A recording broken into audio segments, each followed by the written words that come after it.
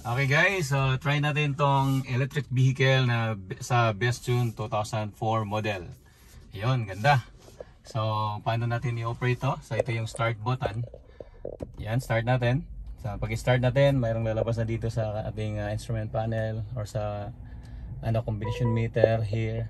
Ready mode. So, pwede na natin i-drive pag ibig sabihin na tayo, ready mode na tayo. Then, paano natin patakbuhin? Mayroon dito reverse at saka drive. So pag mag-reverse tayo, click lang natin left. So makikita na natin dito naka-reverse. Then kung gusto nating balik sa neutral, kabilang side, drive, ito. Then i-park natin, button lang. Yan, naka-park na yan. Then meron din tayong release dito sa ating parking brake, electronic parking brake na kasi siya.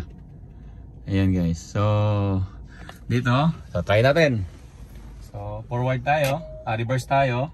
Ganito. Patas muna natin, tapos release natin yung parking brake. Push lang. Okay, release na.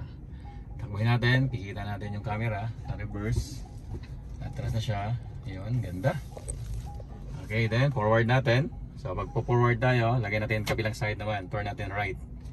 Then forward. Wow, smooth na smooth ang driving niya guys. Bestune 2024 model E05.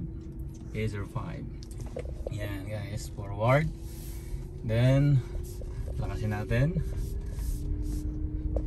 Maganda tumakbo. Yan.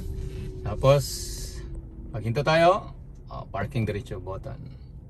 Yan, ganyan lang ang pag-drive ng ating electric vehicle. Bili na kayo.